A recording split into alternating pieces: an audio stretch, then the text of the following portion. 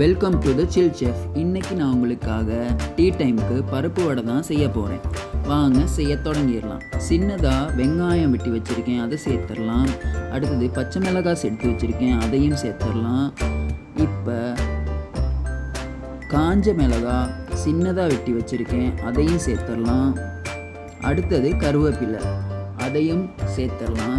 சேர்த்துட்டு இப்போ சீரகம் கொஞ்சம், அதை நல்லா கையில் இந்த மாதிரி கசக்கிட்டு போடணும். அப்போ தான் ஃப்ளேவர் நல்லாயிருக்கும். அதையும் சேர்த்துடலாம். உப்பு நான் ஏற்கனவே முன்னாடி போட்டுட்டேன், அதனால் இந்த உப்பை நான் போட்டு கொஞ்சமாக சேர்த்துக்கிறேன். சேர்த்துட்டு இதை நல்லா மிக்ஸ் பண்ணி எடுத்தாச்சு. இப்போ இந்த மாதிரி சின்னதாக இந்த ஷேப்பில் எல்லாத்தையும் ரவுண்டாக பிடிச்சி வச்சுட்டா அடுத்து வடை பொரிக்கிறதுக்கு போயிடலாம். இப்போ ஸ்டவ் ஆன் பண்ணிவிட்டு தாய்ச்ச வச்சுட்டு ஹீட் ஆனதும் ஆயிலை சேர்த்துக்கலாம். ரெகுலராக எந்த ஆயில்னாலும் பிரச்சனை இல்லை.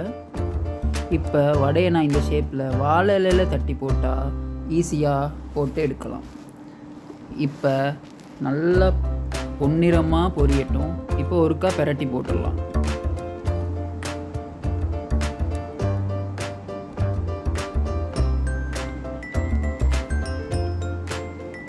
இந்த டைமில் எகெயின் மறுபடி இன்னொரு தரம் பெரட்டி போட்டுட்டு இப்போ டீ டைமுக்கான வடை ரெடி ஆகிடுச்சு ஆல்மோஸ்ட். இப்போ வடையை இறக்கிடலாம். இப்போ பார்த்தீங்கன்னா கிறிஸ்பியான பருப்பு வடை ரெடி.